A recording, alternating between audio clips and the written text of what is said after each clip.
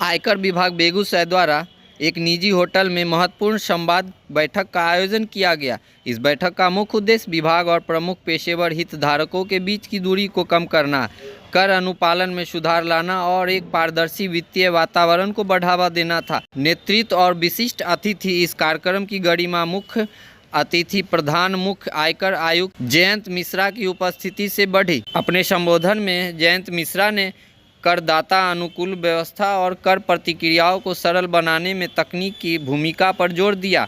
प्रधान मुख्य आयकर आयुक्त के साथ विभाग के वरिष्ठ अधिकारी भी उपस्थित रहे।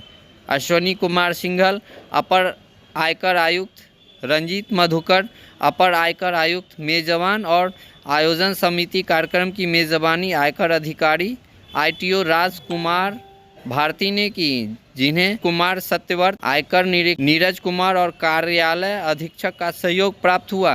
कार्यक्रम के तकनीकी सफल संचालन में भारती को ITO संजीत आनंद और अमित कुमार सिन्हा ने सहयोग प्रदान किया। विभिन्न पेशेवर समुदायों की भागीदारी इस बैठक ने शहर के प्रमुख पेशेवरों के लिए एक महत्वपूर्ण मंच के रूप में कार्य किया, जिसमें कानूनी, वित्तीय और चिकित्सा जगत के सदस्य शामिल हुए। विधिक जगत वरिष्ठ अधिवक्ता नीरज जायसवाल, समीर शेखर और सत्येंद्र वर्मा ने कानूनी प्रतिनिधि का नेतृत्व किया। इनके साथ रंजन कुमार, अभिषेक कुमार, माधव कुमार और कृष्ण कुमार भी उपस्थित रहे। चार्टर्ड अकाउंट प्रख्यात CA रवि मस्करा और प्रदीप भारद्वाज ने लेखाकार समुदाय का प्रतिनिधित्व किया और वर्तमान टैक्स फाइलिंग की जटिलताओं पर चर्चा की। चिकित्सा पेशेवर इंडियन मेडिकल एसोसिएशन IMA का प्रतिनिधित्व अध्यक्ष डॉक्टर AK राय ने किया। उनके साथ प्रमुख चिकित्सा डॉक्टर शंभू और डॉक्टर संजय भी बैठक में शामिल हुए। चर्चा के मुख्य बिंदु संवाद सत्र के दौरान प्रधान मुख्य आयकर आयुक्त और अपर आयुक्तों ने उपस्थिति लोगों के निम्नलिखित विषयों पर सीधी चर्चा की। समय पर और सटीक आयकर रिटर्न दाखिल करने के लाभ, वित्तीय अधिनियम में हाल के संशोधनों पर स्पष्टीकरण, मुकदमेबाजी को कम करने के लिए विभाग और पेशेवर सलाहकारों के बीच साझेदारी को मजबूत करना। बैठक का समापन इस प्रतिबद्धता के साथ हुआ कि विभाग बेगूसराय के पेशेवर समुदाय की आवाज़ को कर प्रशासन के उच्चतम स्तर तक पहुंचाने के लिए इस तरह के नियमित संवाद आयोजित करता रहेगा। अनुपालन हो रहा है, परंतु हमारे माननीय प्रधानमंत्री ने और वित्त मंत्री ने ये माना कि ये काफ़ी कॉम्प्लिकेटेड है जो अभी इनकम टैक्स एक्ट है, क्योंकि उसको केवल आयकर के अधिकारी, कर्मचारी और चार्टर्ड अकाउंटेंट्स और एडवोकेट्स आदि ही समझ पाते हैं, क्योंकि तो बहुत बड़ा एक्ट है और उसमें बहुत से प्रावधान एक दूसरे से जुड़ते हैं। एक प्रावधान कहता है कि उसमें ऐसा लिखा है तो नहीं, लेकिन ऐसा यहाँ पे होगा, तो बहुत से प्रोविजोज, एक्सप्लेनेशंस आदि हैं उसमें, और धीरे धीरे शनय उसमें काफ़ी परिवर्तन भी होता रहा, तो काफ़ी कहा जाए कि जटिल हो चुका है।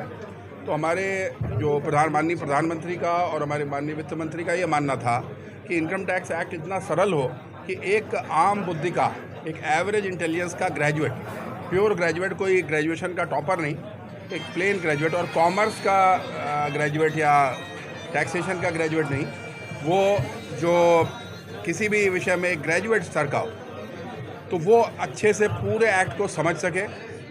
तो इस तरह का एक नया एक्ट बनाया गया है और वो पार्लियामेंट द्वारा पास भी हो चुका है, इनकम टैक्स एक्ट 2025, और अब 1 अप्रैल 2026 से वो एक्ट फोर्स में आ जाएगा।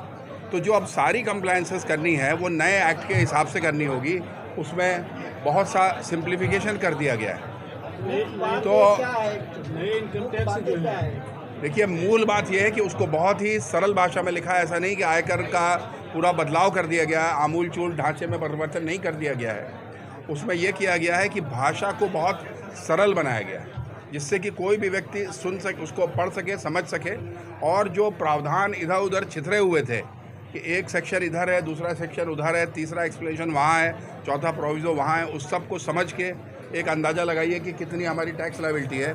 उसकी बजाय एक तरह के प्रावधान एक साथ हैं, जिससे आप एक बार उसको पढ़ ले तो आपको स्पष्ट हो कि इतनी टैक्स लायबिलिटी आएगी। तो उस हिसाब से बहुत सिंप्लीफिकेशन होगा। और जैसे अभी आज एक आम जो करदाता है, चाहे वो एक डॉक्टर हो, इंजीनियर हो, कॉन्ट्रैक्टर हो, कोई ज्वेलर हो, ग्रेन डीलर हो, वो परेशान हो जाता है, उसको चार्टर्ड अकाउंटेंट्स और एडवोकेट्स के पीछे ही दौड़ना पड़ता है, और कई बार उनसे भी गलती हो जाती है चार्टर्ड अकाउंटेंट एडवोकेट से। और बहुत सी हम लोग समस्या देखते हैं कि वो समस्या ये नहीं है कि उसने कर अपवंचना की कोशिश की, टैक्स इवेजन की कोशिश नहीं की, लेकिन समझ ही नहीं आया कि क्या करना है क्या नहीं करना। तो उसके लिए ये नया एक्ट जो है बहुत ज़रूरी है, बहुत अच्छा है। इससे एक बिल्कुल स्पष्ट है।